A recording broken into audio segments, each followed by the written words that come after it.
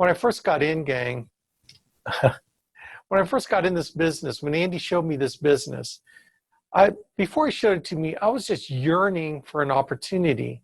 I just needed something because I needed to be with my kids. I was working 70 hours a week, making $150,000 a year, never saw my family. My three oldest children were born by that time. They were 4, 2, and 1. And I never saw them. And it was like on my knees praying, Lord, help me. Give me an opportunity. Send me something my way so I don't have to be a slave to this job and I could be with my children. I could raise my own children. And I didn't have to watch my children grow up by swapping their school pictures on my desk on a frame.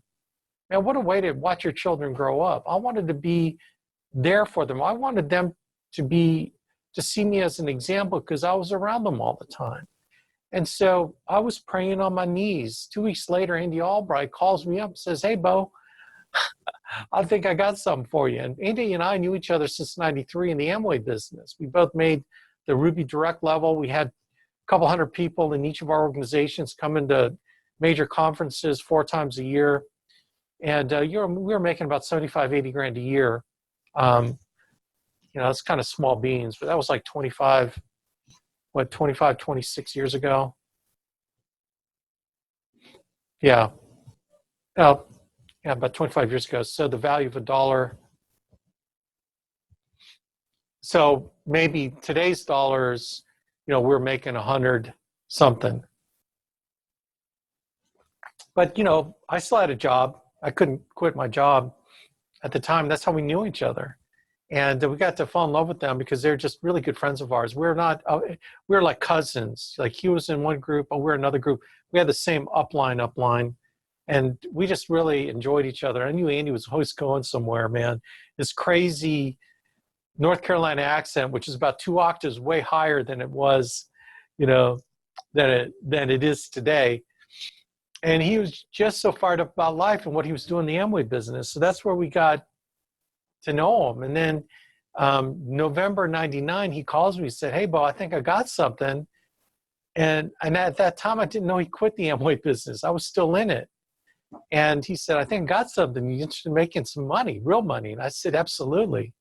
And so he calls me and he asked me this question. I said, yeah, let's do it. And he said, he goes, who else do you know? And I said, man, I know the people I'm working with, Patrick Connors and Noel Leventovich. And so he goes, well, man, see if they'd be interested. So I reached out to them, said, hey, you interested in making money? And they said, what is it? Life insurance? Like, sounds good to me. They weren't doing anything better. They were working at the recruiting company with me. So I recruited the other recruiters. And I knew Patrick in the Amway business because he was like four deep for me in the Amway business. So he's actually in my group. And Noel Leventovich was in another sister organization, but they kept coming. I ran the Dayton Opportunity Meeting in Amway, and they were coming to my meetings. So Mike and Noel, before they even married. And that's how I knew them. So I got them to work at the recruiting company with me, and they weren't doing very well. I was doing pretty well, but they weren't doing very well. And so they were wide open.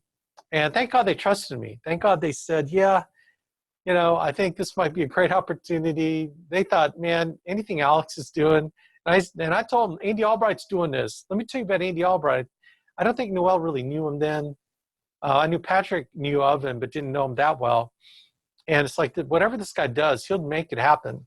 And so we got in a van. I brought seven people with me down a van. We got our licenses. We went to a training meeting in Raleigh, North Carolina. We drove overnight.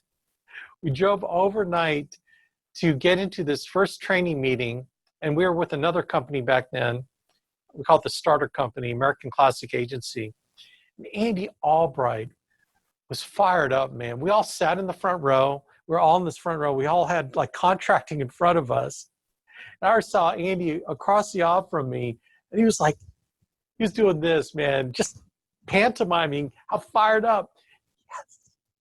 And I was going, oh my God, this is so awesome. And he was all fired up. We were so fired up. We were so excited because we could make real money selling life insurance. We can make a bunch of money hiring other people. And we didn't have to worry about it needing 200 people to come to a function, to make 80 grand a year in those dollars back then. We can make 100 grand on just a few people selling insurance in our agencies, and we can make 100 grand easy on our own pen writing business, man. And it was like real insurance with real insurance companies and going to people's homes, calling them on these lead cards. Let me show you the lead card. These were the lead cards. Let me show you. These are like the original.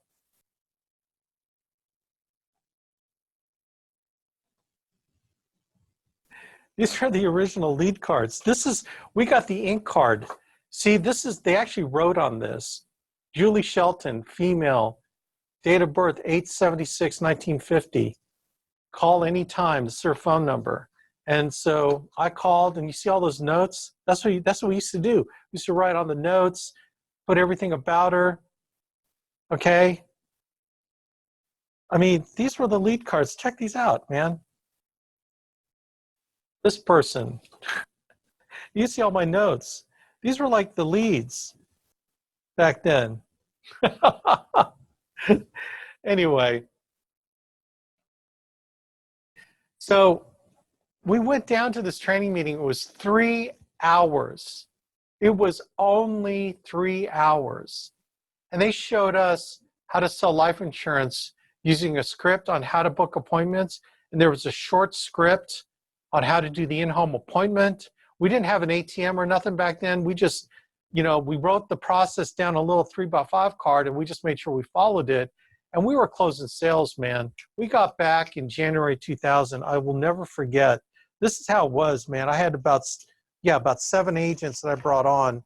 And so we got the FedEx with our leads, our first set of leads. And so what we did is I put this in a little wicker chest basket, okay? And then I played music. It was like this big old, I forgot what song it was. And then I bring this wicker basket out, and then I pull these leads out, and I'd say, here it is. This is money. This is money. And then I passed out 10 leads each. We dealt them out like cards, man. We were so fired up. We had our scripts ready. And then we just dispersed, and we started dialing on those leads. We all booked appointments that week. We all sold that week. And we all got commissioned the next week, because we got commissioned. It was kind of crazy. We got 30% commission on submitted policy, and then we got 40% of the commission when the policy was issued. Is that crazy? So you had 30% on submit, 40% when it got issued. And if it didn't get issued, then we'd get charged back that 30%. We were so excited getting paid immediately upon submission. And then the other, the 20, what's that, 40, it was like 70% was paid between like 30 and 40%, and then the other 30% came in months 10, 11, and 12 as the, so that was the advance. So it was advance on submit, advance on issue. It was crazy. We started getting paid, man. We got paid, and we were just jacked up and fired up. And for the first time, and I did this part-time, I still work my job, but I did this part-time. And within 8 weeks, I was cash flowing about $2,000 to $2,500 a week. It was insane. And I was so fired up, man, because I needed this to work. Because that feeling in my gut was, God, please, Lord, help me find something that I can become independent. I didn't say independent wealthy, gang. I didn't say independent. Well, I said that I could be independent from a job that can make a lot of money to feed my family. But the most important thing was be able to raise my kids and be with my children, because my wife was full-time at home. She didn't bring income in. She worked in the home. We made that decision 6 months before we had our first child, Zoe, that we're going to bring her home. And I had Amway income. It's my job income, right? So basically my Amway income replaced her job income as a managerial accountant. So I retired her with my Amway income. So she's been at home all this time. So it was me. It was me having to provide for the family. And man, I needed to make this work. I did not care how hard it was. I didn't care what I had to go through. This was my shot, because I knew this man, this has got to work. The Amway business was working okay, but it was just so much effort. I was gone a lot building that business too. So it was like, man, I got to find somewhere I can be home with my kids and get into a business where I can make a lot of money. And it was just, so when I believed Andy Albright, when he said, man, this thing works, because there are people. So our training meeting down there in Raleigh, North Carolina, there's a room full of 50 people, and all the guys at the front were making a ton of money. They're six figures, multiple six figures. I don't even think there's $1 million income earner in there. They're like making $200,000-300,000. In my eyes, I thought that was awesome. Oh my gosh, that'd be so awesome to make $200,000-300,000. In fact, I told Andy we would talk back and forth, email back and forth, spreadsheets. It's like, dude, if we could make an extra $200,000 a year, we'd be rich. Honestly, that's what he said to me. I said to him, and we just got into this together, and we took off. What we did was we turned that gut-wrenching need. Like, I got to change my situation. I will kill myself doing something to get myself free from this situation, from this job situation, from being broke. We were making $150,000 a year, but we were spending a lot of money. We were in debt. And it's like, man, I got to change something. And it was so inside me. It was so deep inside me. I don't know if you've ever felt that. Have you guys ever felt that something's got to change? And then you'd be willing to do anything to change it.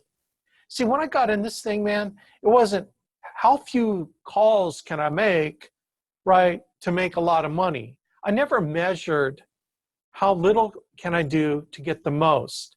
I always said, what's the most I can do? And let's see what happens. Because at least if it didn't work, it wasn't because I didn't put 100% of myself into it, right? And I don't care if I get rejection. I don't care. Those people can't take my birthday away. Those people aren't the family I love. I had to prove myself to my family. The thing that really motivated me, gang, was what would my children say to me if I didn't make this work? And then I was a slave to a job, and they were growing up basically without a father mentoring them. What would I tell my children? That I was a weak ass, that I was a wimpy ass, wussy, that wouldn't go out there and fight for them, right? No, they weren't going to see that from me. I was going to give everything I had. Man, I was going to kill myself. I was going to do whatever I had to do to make this business work, because I saw these knuckleheads that were making $200,000, $300,000, $400,000 a year when I went to that training meeting, and they got nothing on me. Man, I was 38? I think I was 38. No, I just turned 39 in 1999. 39, and there's these yahoos that are making way more money than me. Like, I just got started, so obviously I wasn't making anything. But they had nothing on me. And I knew, hey, if that guy's making $400,000, I could do at least half of what he's doing. Because that dude can hardly put two sentences together, right? He's got kind of buck teeth. It's like, bald, totally bald. I mean, whatever I had to do to think that I could do this, man, and I knew I could work, because God is no respecter of persons. So I stand by scripture, okay? That if I did what they did, I will get what they get. And I just decided to walk out on faith, not by sight, and just do the work and do the most I can do, and not wimp out when people would tell me no, not wimp out when people would not, they wanted to think about it. I didn't wimp out, because I wanted what I wanted so bad.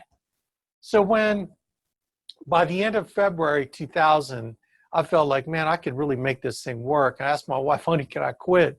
She goes, well, no. I want to make sure this still works. By the end of March, it was like, honey, I think we can do this. She goes, I think so too. Why don't you come home? So, man, it was like my Declaration of Independence, going to my job and telling them, hey, someone needs this job more than me. By the way, Patrick and Noel quit 3 weeks into it. So I had to close out some business I had going on. I had some deals that were going on. So I felt a little bit obligated to really kind of finish out my tenure there with helping that company make money. But when I walked out, man, it was such a joyful experience. It was my declaration of independence forever from being a slave to a job and changing my life, changing my trajectory of where I was going. Didn't know at the time that I'd be making millions. Like so far, it's over 10 million. It's like more like 11 million so far in this business. I've been in 20 years. I did not know when I walked out of there that I was going to make 11 million 20 years from now. I did not know that. I didn't know that I'd make $1 million in a year. I did not know that either. What I did know is I found something that I could be home with my kids. I can make 6 figures, and didn't know I was going to make multiple 6 figures where my income doubled. It was nuts. But I didn't know that. What I knew was I was able to flush my job and be with my children and run my life the way I wanted to run my life, working when I wanted to work, spending time with them when it was time to spend time with them, and not missing their events, not missing, they saw their daddy there, baseball games, whatever. So, man, I don't know what you guys are thinking. I have no clue. You know, some of y'all, I think I know why you're in it. It's a little scary though. Some of y'all, I think I know why you're in it, but you're not doing what I did. You're not, see, because if you wanted it as bad as I did, and you're willing to do anything to get what it is you needed, then you would have done everything I did, right? You would have done everything. You would have just went balls to the wall. I don't care how long it takes. I will work 100 hours a week to make this business get off the ground. You know what I mean? That's what I did. That's what Andy Albright did. See, I did what Andy Albright did, which he was working his guts out. He was recruiting till midnight. He'd get up early and then start recruiting again. See, Andy wasn't a big producer. He might have done 10,000 his first month of this business back with that other agency. But then he was a master at finding people and getting them to produce. He was a master at it. He was a master influencer. And he found people that were desperate. He found people desperate like me and capable. See, that's a desperate and capable. I was desperate. Desperate. No compromise. It was like when I went to Air Force Academy. When I went to Air Force Academy, it's like, if I can't make this work, I'm going to a junior freaking college. My parents didn't have money for college. I was salutatorian in my high school. I'd have to get loans. You know, I didn't know how I'd be paying these loans off. And this is back in 78. Like, my shot was the Air Force Academy. I got appointed to the Air Force Academy. When I got there, after boot camp, we entered our squadrons. And there was this prejudiced dude. I know his name like it was yesterday. And I will never forget what he did to me.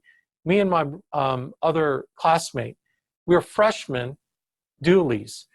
He brought us into his room. He was a sophomore, a 3 degree. And he had us at a brace like this. And they could do anything they wanted to us. And then they put a 3x5 card, and we had to hold it under our chin. We had to have our shoulders back and down.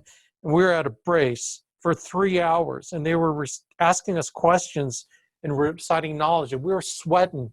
We were wet with sweat. They were hazing us. Welcome to the academy. Hazing. Hazing was not supposed to be legal anymore by that time, but they were hazing us like crazy, 3 hours. And it's like, oh, this is it? Okay, well, come at me with some more, man. Yes, sir. I'll just be doing this, and I'll be sweating, and I'll be shaking because I was scared that they were going to hit me. They didn't actually hit me, but it's, you know what? I never thought about quitting. It's like, screw it. I could outlast him. My guts could outlast that guy hazing me. And to this day, I can't even say that guy's name because I'm not supposed to hate him. I should forgive. Okay. Maybe I'll find it in my heart someday. I will never forget. I will never forget. But I wasn't going to quit. POW camp experience. They had us in these little boxes before we got interrogated. We got interrogated. They would wrap. There was a safe way to beat us. And so they have these big football players, these linebackers, literally, linebackers would play the enemy. And so they would speak fake Russian accents. And then they had a way that they'd roll up our collars, and then they lift us up and beat us against the wall. It's called the figure eight. They go boom, boom, boom. It doesn't matter if you were a girl, guy, boom. And we'd have all these bruises up and down our collarbone. They broke a few collarbones. But you know what? There are people that quit as a result. It's like, where did I have to go? Junior college? This is my shot. I don't care if they beat the crap out of me. I don't care if they killed me. But I wasn't going to quit. See, there's this mentality that you have. If you want to make anything successful in your life, you got to be willing to die and work your freaking butt off to make it happen. Now, the question is, I believed. See, I saw people graduate from there. There's like, these guys they're no better than me. I didn't have that attitude of, well, I'm better than them. It's more, they're no better than me. You remember, God's no respecter of persons. They're no better than me. If they could do it, I can do it too. They are no better than me. God put them here on this earth. God put me on this earth. We were born.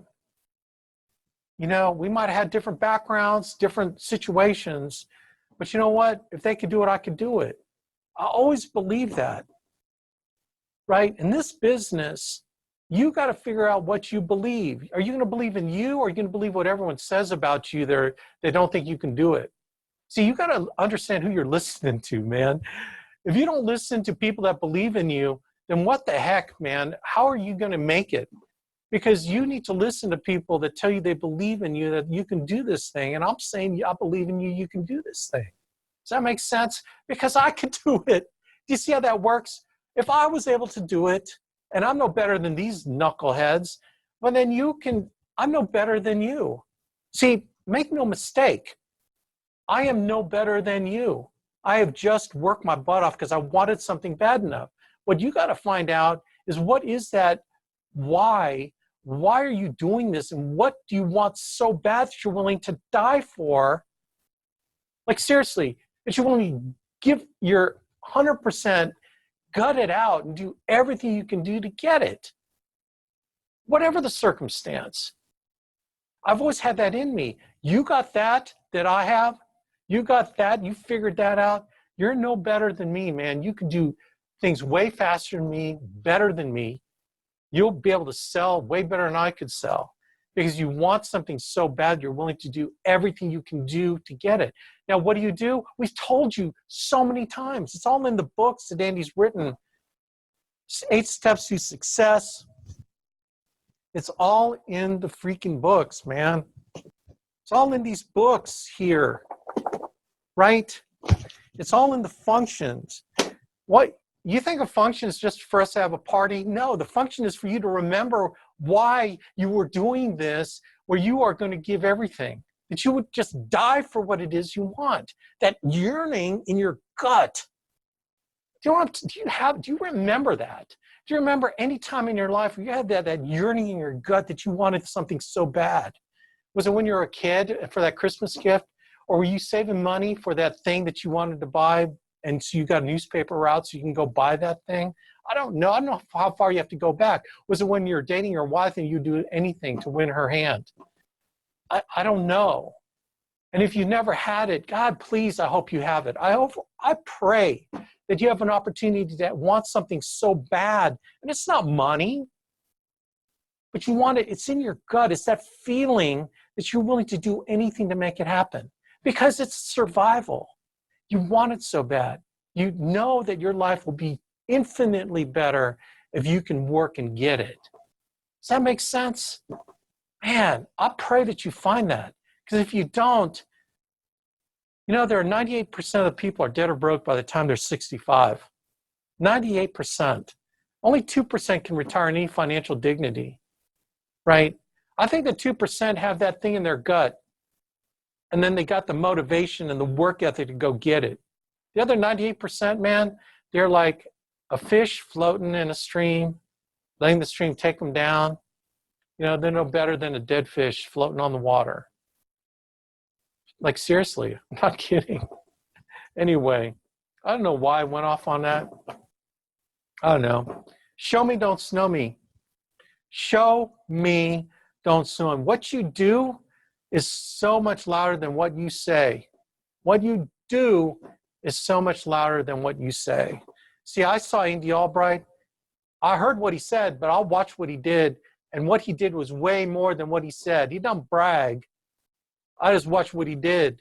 It's like if I could just keep up half with him who's doing, I would be a wealthy person. But wealthy not just in money, but wealthy with friends, wealthy with people that respect me. People respected all the crap that I've been through in my life to get to the point where I'm at today. By the way, our problems are the same as yours. Our problems are as bad as yours. We just figured out how to get over them because we wanted something so bad. And I use Andy as my example. And he's wanting something, continues, got that burn in his gut to get something. And that's what I have too. So anyway, man, I hope you learn how to tap into that because that will help you get through the tough stuff, you know. So show me, don't snow me, man. Show me by your actions. Show me that you by your phone calls. Show me by plugging into training. Show me by coming to family reunion. Show me how bad you want it, and we will teach you exactly what you need to do to get it. All right, gang? So, man, God bless. Thank you for plugging in. Man, let's rock on. I will see you next week. We are going to do our meeting, our call next Tuesday. We're going to do our call Tuesday, right? But, man, let's make this week a great week, gang. God bless, man. Fired up.